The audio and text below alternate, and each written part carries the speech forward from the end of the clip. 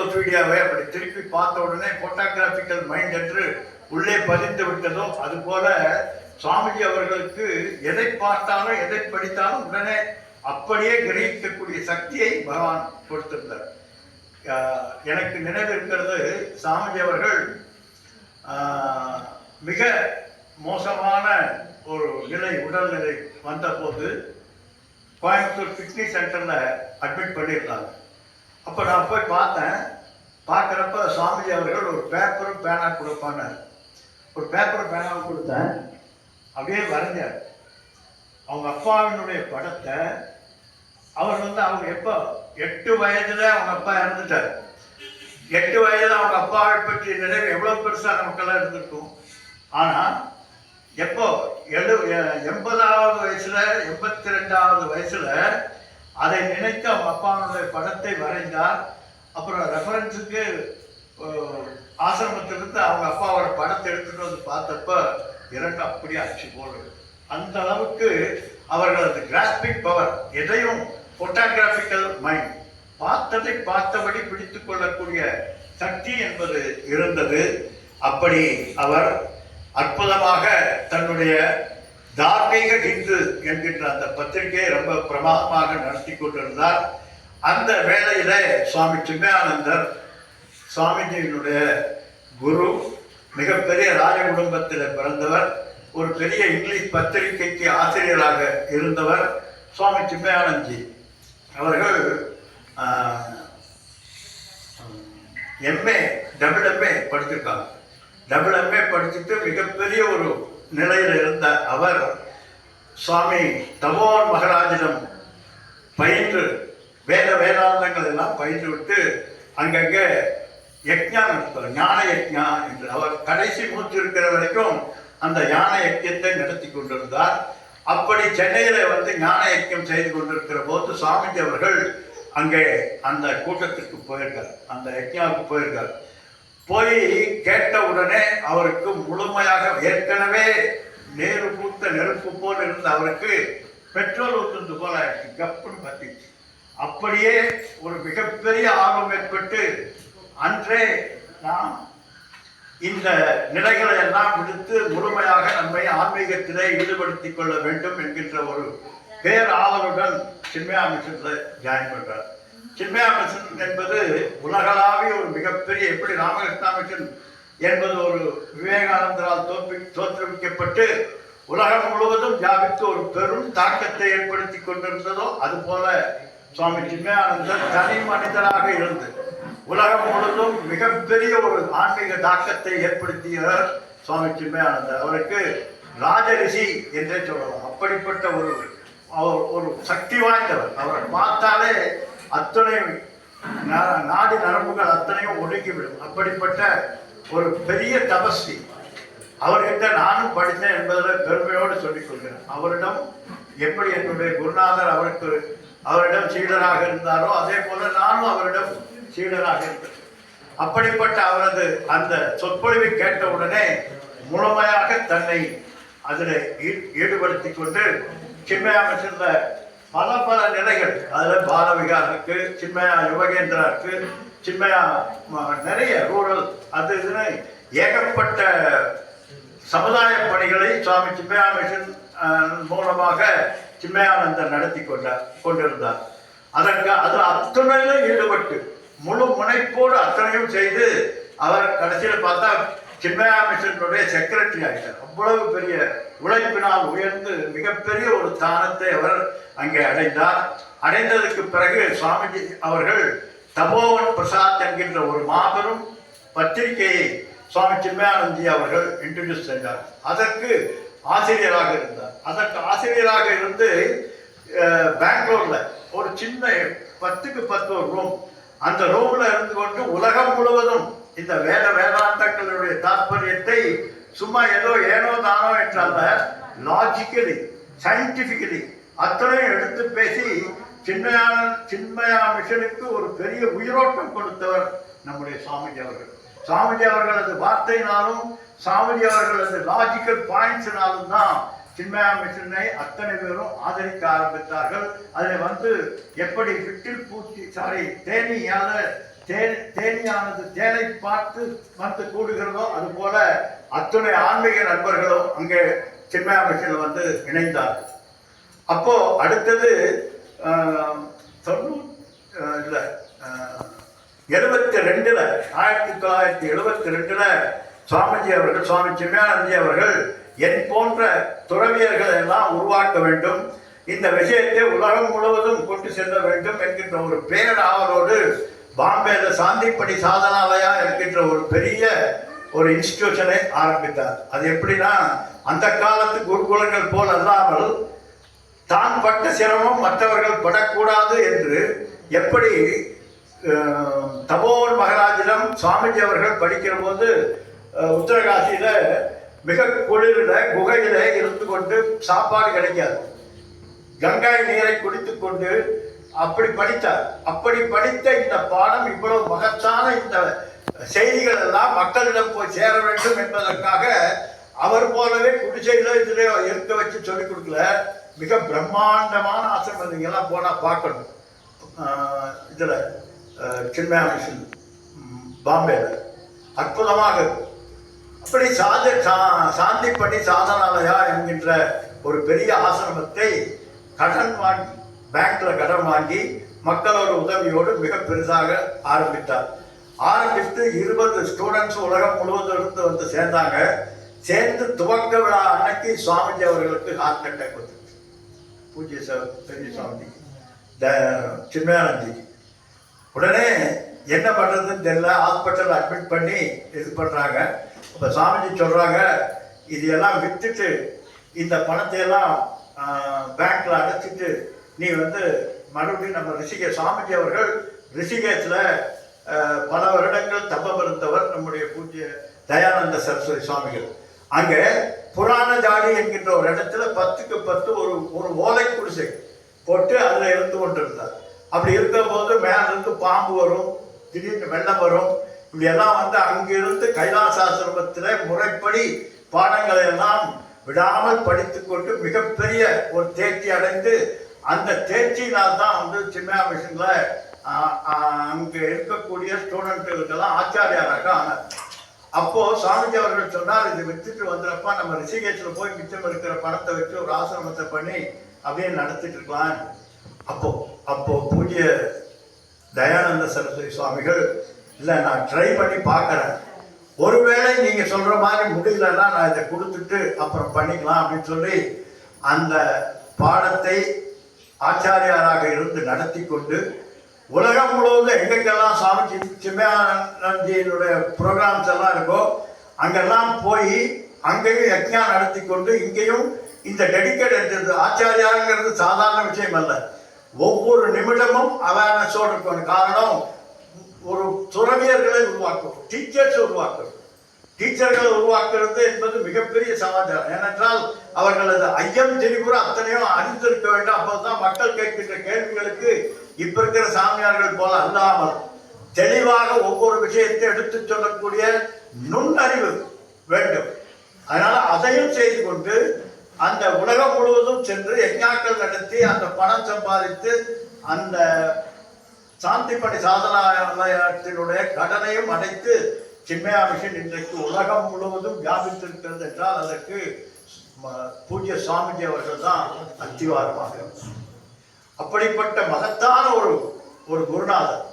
அவரிடம் தயை, அவருக்கு கரெக்டா சுவாமிஜி அவர்கள் சின்மயானந்தி அவர்களுக்கு அவர்கள் சுவாமிஜிக்கு தயானந்த சரஸ்வதி என்று பெயர் வைத்தார். எப்படி சரஸ்வதி அவருடைய நாக்கிலே வந்து இப்படிப்பட்ட ஒரு பெயரை சொன்னதோ, திருநாமத்தை சொன்னதோ தெரியவில்லை. அவருடைய தயா உருவு என்பதை யாராலும் எங்கும் பார்க்க முடியாது. எத்தனையோ சன்னியாசிகள் இருக்கலாம், எத்தனையோ ஞானிகள் இருக்கலாம், ஆனால் சுவாமிஜி போல தயை கொண்டவர்கள் யாரும் இருக்க முடியாது. யார் எதை கேட்டாலும் தன்னிடம் இருக்கக்கூடியதெல்லாம் அள்ளி அள்ளி அள்ளி அள்ளி கொடுக்கக்கூடியவர். குழந்தைகள் போல தன்னுடைய சீடர்களை குழந்தைகள் போல பார்த்து காப்பாற்றி. அதே போல சாஸ்திரத்தினுடைய கடல். சாஸ்திரம் என்று எடுத்துக்கொண்டால் தெள்ள தெளிவாக அத்துணையும் பிரஸ்தான திரயம் என்று சொல்லக்கூடிய உபனிஷத்துக்கள், கீதை, பிரம்மசூத்திரம், அது மட்டும் அல்லாமல் நம்முடைய சங்கராச்சாரியர்களுடைய டெக்ஸ்டுகள், அத்தனை பிரகரண கிரந்தங்கள் என்று சொல்ல அத்தனையும் தெள்ள தெளிவாக லாஜிக்கலி யாராலும் எந்த கேள்வியும் எழ முடியாத அளவுக்கு பாடம் நடத்தக்கூடிய வல்லமை உடைய மாபெரும் ஞானி அவர். அப்போ அதற்கு பிறகு 78ல் சின்மயாமிஷன்லேருந்து வெளியே 78ல் வெளியே வந்துட்டார். வெளியில் வந்து 82ல் அமெரிக்காவில் சைலான்பர்க் என்கின்ற இடத்துல ஒரு ஆசிரமத்தை தொடங்கி ஒரு 20 சீடர்களை என் போன்ற சீடர்களை எடுத்து முதல் கோர்ஸ் அங்கே ஆரம்பித்தார். இங்கே சின்மயாமிஷனில் 3 கோர்ஸ்லையும் 60 பேருக்கு மேலே. அதற்கு பிறகு அங்கே அமெரிக்காவில் 20 பேர் 30 பேர் அப்படி 3 கோர்ஸ், அப்படி 6 கோர்ஸ். ஒரு கோர்ஸ் வந்து 3 வருடம், 18 வருடங்கள் இதிலே ஊறி ஊறி ஊறி ஊறி அத்தனை பேருக்கும் பாடம் எடுத்துக் கொண்டிருந்தார். அப்போ நம்முடைய தமிழ்நாடு செய்த தவ பயன் என்னாச்சுன்னா, சாமிஜியினுடைய முதல் செட்டில் படித்த ஒரு சீடர் கோயம்புத்தூர்ல இருந்தார். அவர் எனக்கு ஒரு ஆசிரமம் வேண்டும் என்று கேட்டார். உடனே சுவாமிஜி அவர்கள் நம்ம லட்சுமி மிஷன் குரூப்ல சொல்லி அவங்ககிட்ட சொல்லி இந்த மாதிரி ஒரு ஆசிரமம் வேணும்னு கேட்டார். சொன்ன உடனே அவங்க என்ன நினைச்சிட்டாங்க, சாமிஜிக்கு தான் ஆசிரமம் கேட்கிறாருன்னு நினைச்சிட்டு மிக பிரம்மாண்டமாக 70 ஏக்கரா நிலத்தை வாங்கி அதில் ஒரு அற்புதமான ஆசிரமத்தை, இப்போ இருக்கக்கூடிய ஆசிர வித்யா குருகுலம் என்பது சாமிஜி விரும்பி வந்ததல்ல, பாருங்க, தானாக வந்தது. இதுதான் இறைவனுடைய சித்தம், நம்முடைய புண்ணியம். இந்த தமிழ்நாட்டு மக்கள் செய்த மிகப்பெரிய புண்ணியத்தின் காரணமாக அங்கே ஒரு அற்புதமான ஆசிரமம் எழுந்தது 1991. அதில் படித்தவன் தான் நான். அந்த முதல் கோர்ஸில் நான் படித்தவன். அதற்கு அப்படி அற்புதமாக சாமிஜியினுடைய நிலையை பற்றி அண்ணா சொல்லுவாங்க. அண்ணா போயிருந்தப்ப பாப்பா போகலான்னு சொல்லிட்டு காரில் கூட்டிட்டு எங்கெங்க ஆசிரமத்தினுடைய நிலைகளை எல்லாம் காண்பித்து, சாத்திராலய காண்பித்து, அப்படி எளிமையாக இருக்கக்கூடிய மிகப்பெரிய பணக்காரர்கள் எல்லாம் வந்து சாமிஜியை பார்க்க வேண்டும் என்று உட்கார்ந்துட்டு இருப்பார். டிடி கிருஷ்ணமாச்சாரியாருடைய பையன் நரசிம்மர், டிடி நரசிம்மன், அப்புறம் ஜி.கே. சுந்தரம், இன்னும் இதில் மோடி, அந்த மோடி, இன்னொரு மோடி இருக்காரு, அவர், இப்படிப்பட்ட பெரிய பெரிய ஆட்கள் தான் வந்து காத்துட்டு இருப்பாங்க. ஆனால் இவர் வெளியில வந்து சாதாரண நம் போன்ற ஒருவருடைய தோல்ல கை போட்டு கூட்டிட்டு போய் பேசிட்டு இருப்பார். இவங்கெல்லாம் காத்துட்டு இருப்பாங்க. அப்படி தயை என்றால், அதாவது சாஸ்திரத்தில் ஒரு சன்னியாசி எப்படி இருக்க வேண்டும் என்று சொல்லப்பட்டிருக்கிறதோ அப்படியே இருக்கக்கூடிய ஒரு மகான்.